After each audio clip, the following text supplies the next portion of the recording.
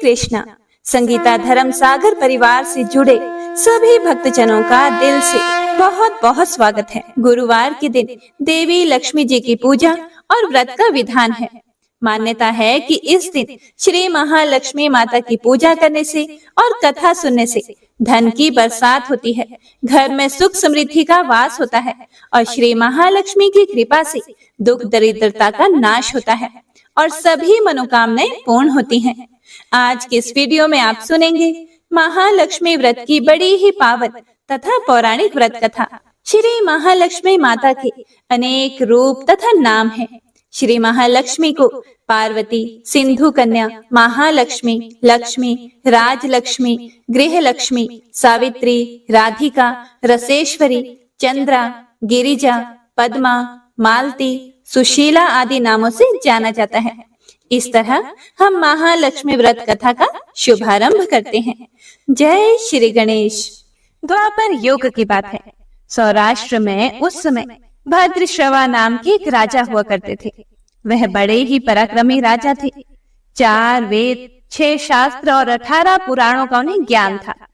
उनकी रानी का नाम था सूरज चंद्रिका। रानी दिखने में बहुत ही सुंदर और सुलक्षणा थी तथा पतिव्रता थी। उन दोनों को 7 पुत्र तथा उसके बाद एक कन्या का वरदान मिला था। कन्या का नाम श्याम बाला था। हे प्रिय भक्तों, एक बार महालक्ष्मी जी के मन में आया कि मैं जाकर उस राजा के राजप्रसाद में रहूं। इससे राजा को दुगने धन दौलत की प्राप्ति होगी और वह इस धन दौलत से अपनी प्रजा को और भी अधिक सुख दे पाएगा।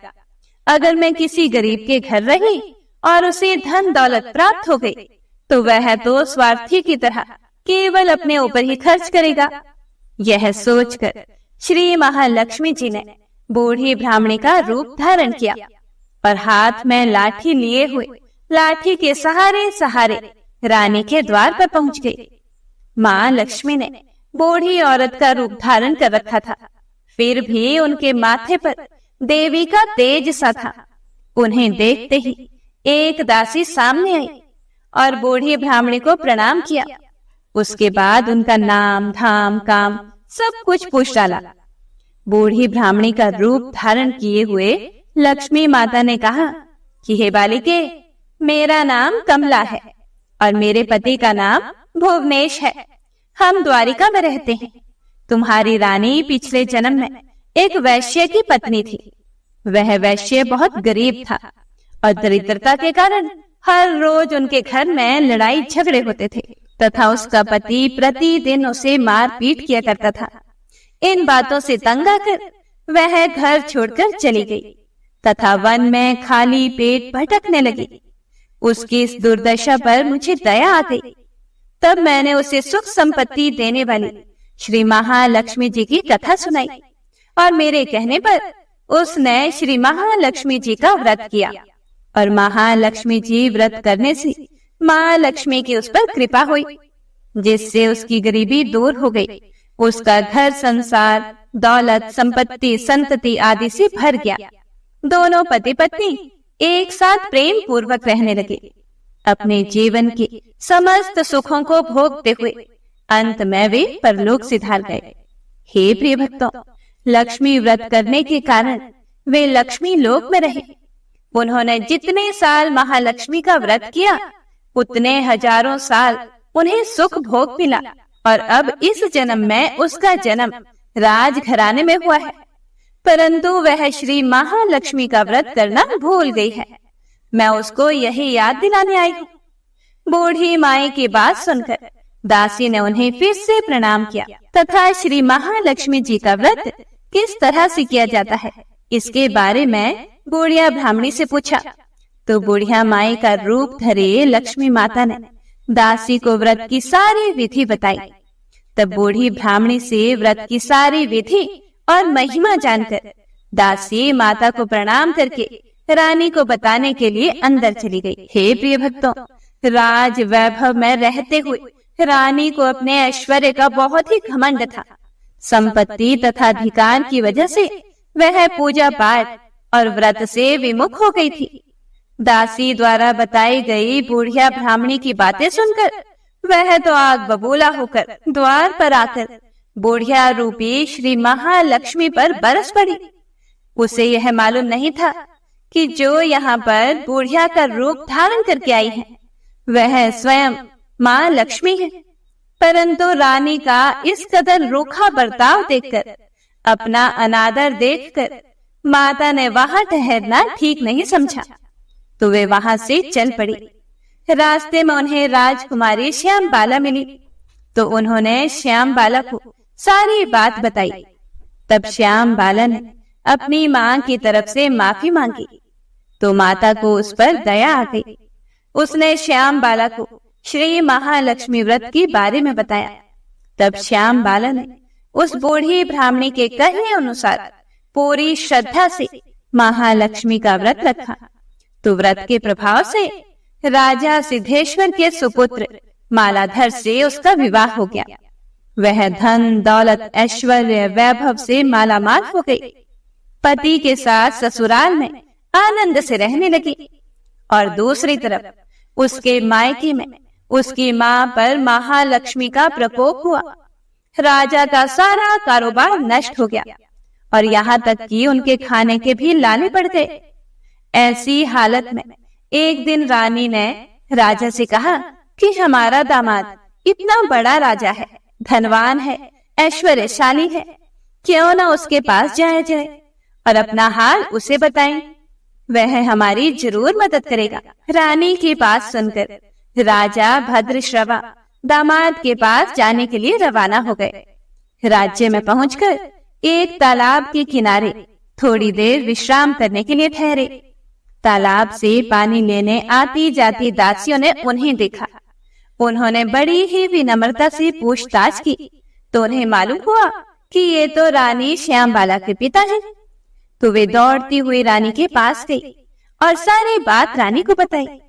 रानी ने दासी के हाथ राज परिधान भेजकर बड़े ठाट से उनका स्वागत सत्कार किया, खान पान करवाया। जब वे वापस जाने लगे तो सोने की मोहरों से भरा हुआ घड़ा दिया। जब राजा घर वापस लौटे तो उन्हें देखकर रानी बड़ी खुश हुई। तो राजा ने मोहरों से भरा हुआ घड़ा रानी को दे दिया। हे प्रिय भक्तों, जैसे ही रानी ने घड़े का मुंह खोल कर देखा तो उसके अंदर तो मोहरों की जगह कोयले मिले। यह सब श्री महालक्ष्मी के प्रकोप से हुआ था। लेकिन रानी ने सोचा कि मेरी बेटी ने हमारी गरीबी का मजाक बनाया है, इसीलिए कोयले से भरा हुआ घड़ा हमें दे दिया है। उसके बाद राजा रानी की हालत दिन ब दिन बिगड़ती ही चली गई। इस तरह की दुर्दशा देखकर रानी स्वयं अपनी कन्या के पास गई। उस दिन उसकी कन्या श्याम बाला के महालक्ष्मी का व्रत था। उसने पूजा की और अपनी माता से भी व्रत करवाया। इसके बाद रानी अपने घर आई। श्री महालक्ष्मी का व्रत रखने से फिर से उसे अपना राजपाट, धन दौलत ऐश्वर्य प्राप्त हो गया। वह फिर से सुख शांति आनंद में जीवन बिताने लगी। कुछ दिनों के बाद राजकन्या श्याम बाला अपने पिता के घर आई, तो उसे अपने घर देखकर उसकी माँ को पुरानी बातें याद आ गई कि यही श्याम बाला ने अपने पिता को घड़ा कोयलों से भर कर दिया था। यह सब बातें सोचते सोचते रानी ने अपनी बेटी का कोई भी आदर सत्कार नहीं किया, बल्कि उसका अनादर किया। लेकिन श्याम बाला ने इस बात का भी बुरा नहीं माना। जब वह अपने घर लौटने लगी तो उसने अपने पिता के घर से थोड़ा सा नमक ले लिया, क्योंकि और तो कुछ उसे दिया नहीं था। अपने ससुराल लौटने पर उसके पति ने पूछा कि मायके जाकर आई हो, क्या लेकर आई हो? तो पति की बात सुनकर श्याम बाला बोली कि मैं तो सार लाई हूँ। पति ने पूछा कि इसका मतलब क्या हुआ? श्याम बाला बोली कि थोड़ा धीरज रखो, सब कुछ मालूम हो जाएगा। श्याम बाला ने उस दिन सारा भोजन बिना नमक डाले ही बनाया और खाने के लिए परोस दिया। पति ने जैसे ही खाना चखा तो वह बिना नमक का खाना था, इसीलिए उसमें स्वाद भी नहीं आया। फिर श्याम बाला ने थाली में थोड़ा सा नमक डाला, इससे सारा भोजन स्वादिष्ट हो गया। तब श्याम बाला ने अपने पति से कहा कि यही है वह मायके से लाया हुआ सार। पति को उसकी बात सही लगी। फिर दोनों हंसी खुशी मजाक करते हुए भोजन करने लगे। हे प्रिय भक्तों, ऐसा कहा जाता है कि जो भी मनुष्य श्रद्धा भाव से श्री महालक्ष्मी जी की पूजा करता है, व्रत रखता है, कथा सुनता या सुनाता है, तो उस पर महालक्ष्मी की कृपा बरसती है, सुख संपत्ति शांति प्राप्त होती है, सारी मनोकामनाएं पूर्ण हो जाती हैं। परंतु यह सब प्राप्त होने पर हमें माता को भूलना नहीं चाहिए।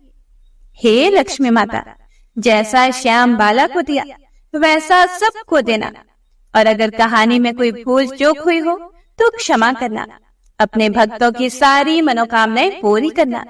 तो प्रेम से बोलिए महालक्ष्मी माता की जय। हे प्रिय भक्तों, तो अब सुनते हैं महालक्ष्मी व्रत की अगली पौराणिक कथा। प्राचीन काल में एक बार एक गांव में गरीब ब्राह्मण रहा करता था। वह भगवान विष्णु का परम भक्त था। एक दिन उसकी भक्ति से प्रसन्न होकर भगवान श्री विष्णु ने उसे दर्शन दिए और उसे मनचाहा वरदान मांगने को कहा। तब ब्राह्मण ने कहा कि उसके घर में हमेशा लक्ष्मी जी का वास बना रहे। इस इच्छा को जानने के बाद श्री विष्णु जी ने उससे कहा कि उसे लक्ष्मी जी की प्राप्ति तो हो सकती है, लेकिन उसके लिए उसे थोड़ा सा प्रयास करना होगा। भगवान विष्णु ने उस ब्राह्मण से कहा कि मंदिर के सामने एक स्त्री प्रतिदिन आती है और यहाँ आकर उपले पाथती है। तुम बस उन्हें अपने घर आने का निमंत्रण दे देना। वह स्त्री ही देवी माँ लक्ष्मी है। अगर वह स्त्री तुम्हारे घर आएगी तो तुम्हारा घर धन धान्य से भर जाएगा। ब्राह्मण को ऐसा कहकर भगवान विष्णु अंतर ध्यान हो गए और अगले दिन सुबह 4 बजे जब वह ब्राह्मण मंदिर के सामने जाकर बैठ गया और जब धन की देवी महालक्ष्मी जी उपले पाथने आई, तो ब्राह्मण ने हाथ जोड़कर उनसे अपने घर पर चलने का निवेदन किया। ब्राह्मण की बात को सुनकर लक्ष्मी माता समझ गई कि यह सब कुछ विष्णु जी का ही किया धरा है। तो माता लक्ष्मी ने कहा कि तुम 16 दिन तक महालक्ष्मी व्रत विधि विधान से करो। 16 दिनों तक हर दिन सुबह सूर्य देवता को और रात को चंद्र देवता को अर्घ दो, तो मैं तुम्हारे घर में अवश्य आऊंगी। तब देवी के कहे अनुसार ब्राह्मण ने महालक्ष्मी व्रत और पूजन किया और उत्तर दिशा की ओर मुख करके लक्ष्मी जी को पुकारा। अपने वचन को पूरा करने के लिए 16वें दिन धन की देवी महालक्ष्मी प्रकट हुई और उन्होंने गरीब ब्राह्मण के हर कष्ट को दूर कर दिया और उसके घर को सुख संपत्ति से भर दिया। इस व्रत को पूरे विधि विधान से करने से मनुष्य की सभी मनोकामनाएं पूर्ण हो जाती हैं।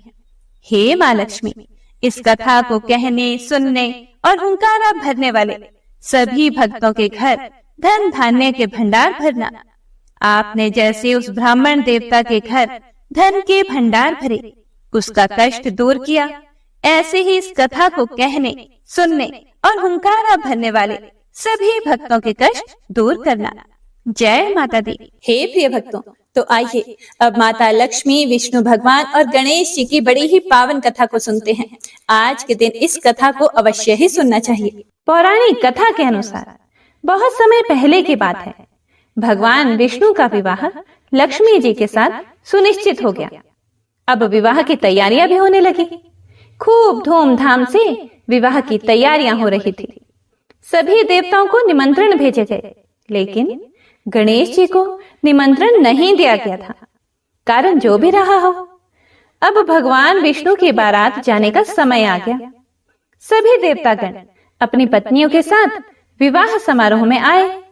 सभी ने देखा कि गणेश जी कहीं दिखाई नहीं दे रहे हैं।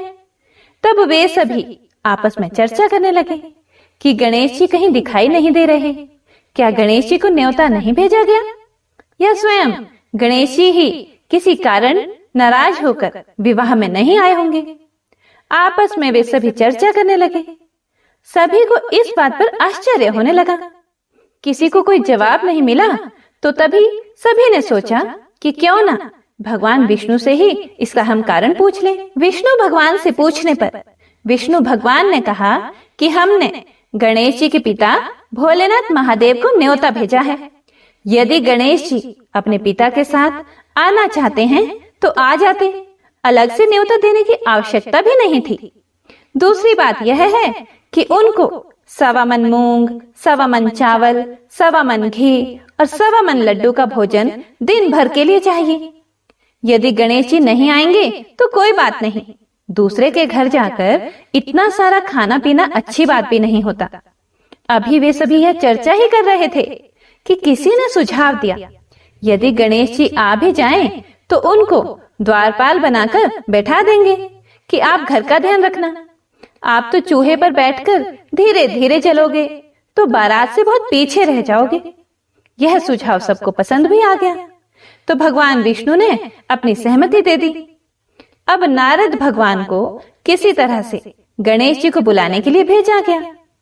गणेश भगवान ने जैसे ही निमंत्रण सुना, वे जल्दी जल्दी भगवान विष्णु के विवाह में सम्मिलित होने के लिए आ गए।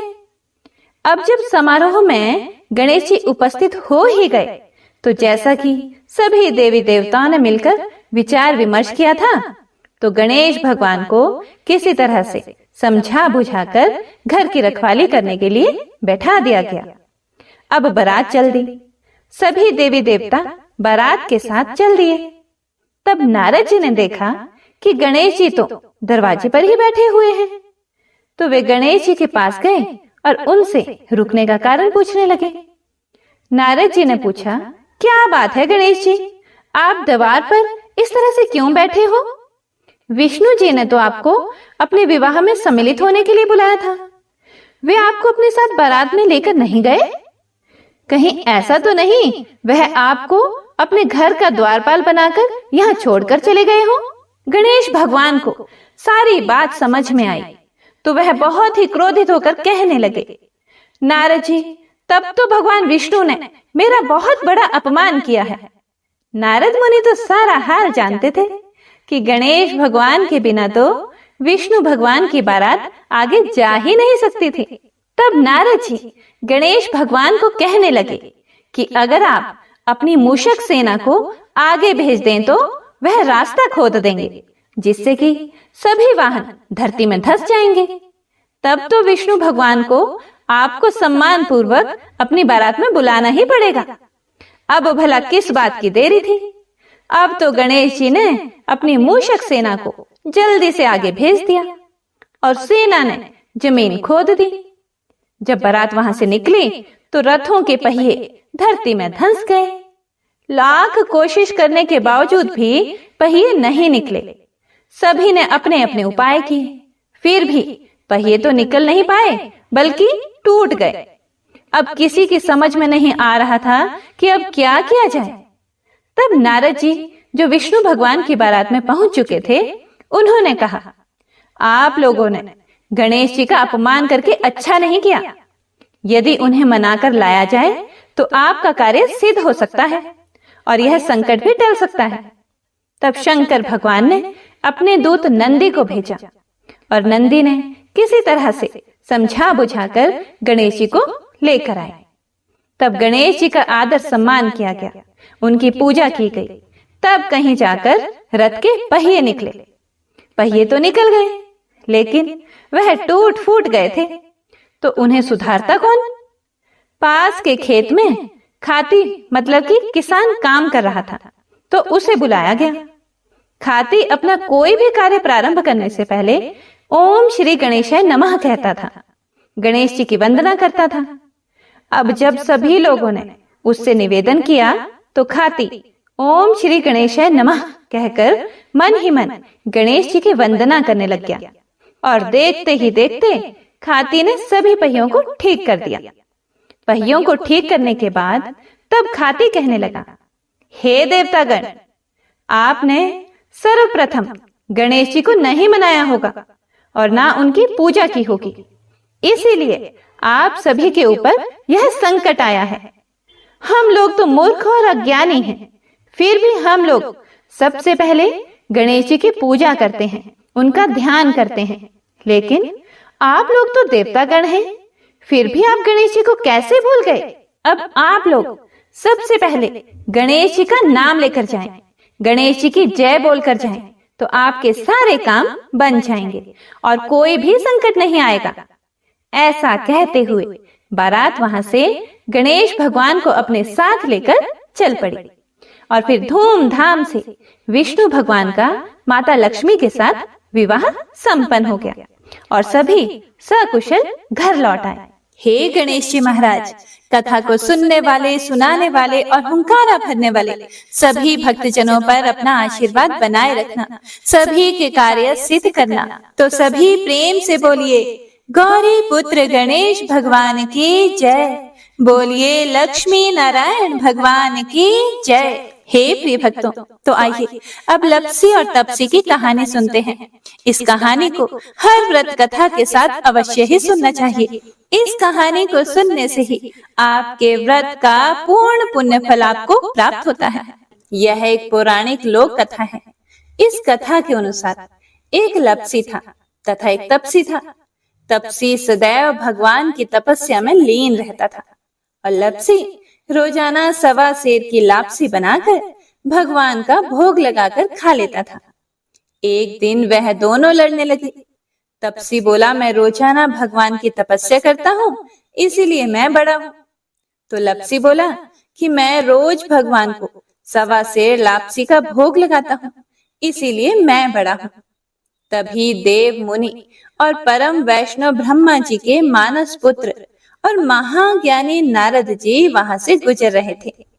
उन्होंने लप्सी और तपसी दोनों को लड़ते हुए देखकर उनसे पूछा कि तुम दोनों क्यों लड़ रहे हो?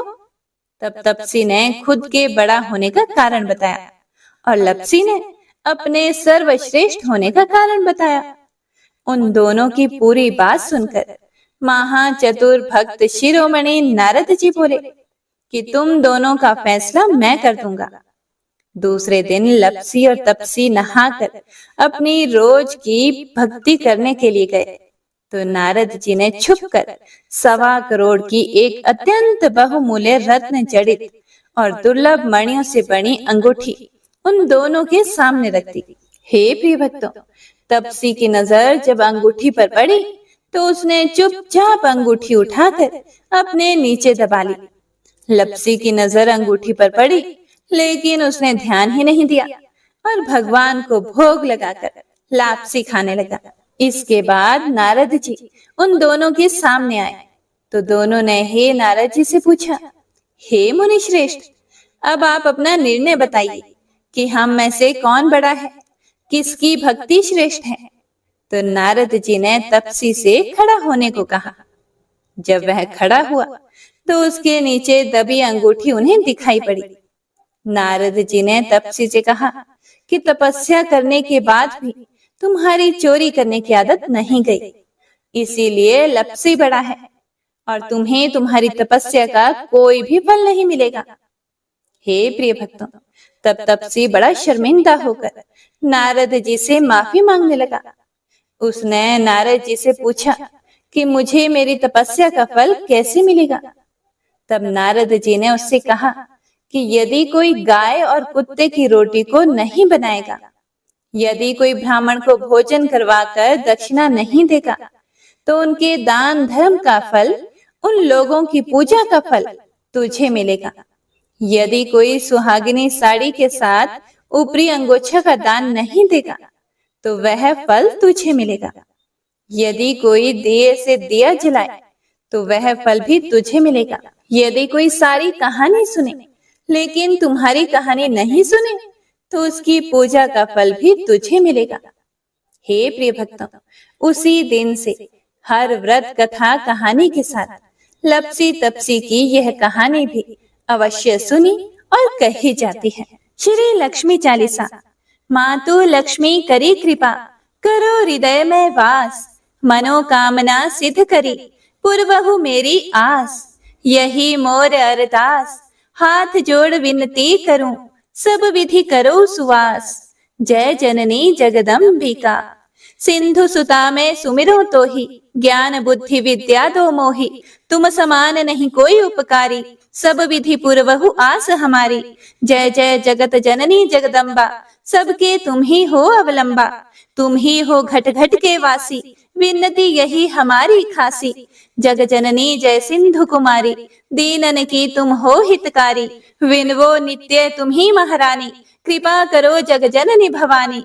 के ही विधि स्तुति करूं तिहारी, सुद्धि लीजे अपराध बिसारी। कृपा दृष्टि चितवो मम ओरी, जगत जननी विनती सुन मोरी। ज्ञान बुद्धि जय सुख की दाता, संकट हरो हमारी माता। क्षीर सिंधु जब विष्णु मथायो, 14 रतन सिंधु में पायो। 14 रतन में तुम सुख राशि, सेवा कियो प्रभु ही बनिदासी। जब जब जन्म जहाँ प्रभु लीन्हा, रूप बदल तह सेवा कीन्हा। स्वयं विष्णु जब नर तनु धारा, लिन्हेउ अवधपुरी अवतारा। तब तुम प्रकट जनकपुर माही, सेवा कियो हृदय पुलकाही। अपनायो तो ही अंतर्यामी, विश्व विदित त्रिभुवन के स्वामी। तुम सब प्रबल शक्ति नहीं आनी, कहाँ तक महिमा कहो बखानी। मन क्रम वचन करे सेवकाई, मन इच्छित वांछित फल पाई। तजी छल कपट और चतुराई, पुज ही विविध भांति मन लाई। और हाल में कहूँ बुझाई, जो यह पाठ करे मन लाई। ताको कोई कष्ट ना होई, मन इच्छित पावे फल सोई। त्राही त्राही जय दुख निवारिणी, त्रिविध ताप भव बंधन हारिणी। जो यह चालीसा पढ़े और पढ़ावे, इसे ध्यान लगाकर सुने सुनावे। ताको कोई न रोग सतावे, पुत्र आदि धन संपत्ति पावे। पुत्रहीन और संपत्तिहीन, अंधा बधिर कोढ़ी अति दीना। विप्र बोलाए के पाठ करावे, शंका दिल में कभी न लावे। पाठ करावे दिन चालीसा, तापर कृपा करे गौरीसा। सुख संपत्ति बहुत सी पावे, कमी नहीं काहू की आवे। 12 मास करे जो पूजा, ते ही समधन्य और नहीं दूजा। प्रतिदिन पाठ करे मन माही, उन सम कोई जग में कहूँ नाही। बहु विधि क्या मैं करूं बड़ाई, ले परीक्षा ध्यान लगाई। करी विश्वास करे व्रत नेमा, होए सिद्ध उपजे उर प्रेमा। जय जय जय हो लक्ष्मी महारानी, सब में व्यापित जो गुण खानी। तुम्हरो तेज प्रबल जग माही, तुम सम कोई दयाल कहूँ नाही। मोही अनाथ की सुद्धि अब लीजे, संकट काटी भक्ति मोहि दीजे। भूल चूक करी क्षमा हमारी, दर्शन दीजे दशा निहारी। बिन दर्शन व्याकुल अधिकारी, तुम ही अक्षत दुख सहते भारी। नहीं मोही ज्ञान बुद्धि है तन में, सब जानत हो अपने मन में। रूप चतुर्भुज करके धारण, कष्ट मोर अब करूँ निवारण। कहीं प्रकार में करो बड़ाई, ज्ञान बुद्धि मोहि नहीं अधिकाई। रामदास अब कहीं पुकारी, करो दूर तुम विपत्ति हमारी। त्राही त्राही दुख हारिणी, हरो बेगी सब त्रास। जयती जयती जय लक्ष्मी, करो शत्रुन का नाश। रामदास धरि ध्यान नित, विनय करत कर जोर। मातु लक्ष्मी दास पर, करहूं दया की कोर। करहूं दया की कोर, माँ करहूं दया की कोर। इति लक्ष्मी चालीसा संपूर्ण। महालक्ष्मी नमस्तुभ्यं सुरेश्वरी। हरिप्रिये नमस्तुभ्यं दयानिधे। पद्मालय नमस्तुभ्यं च सर्वदे। सर्वभूत हितार्थ्याय, वसु सृष्टिम सदा कुरुम। सभी प्रेम से बोलिए लक्ष्मी माता की जय, लक्ष्मी नारायण भगवान की जय।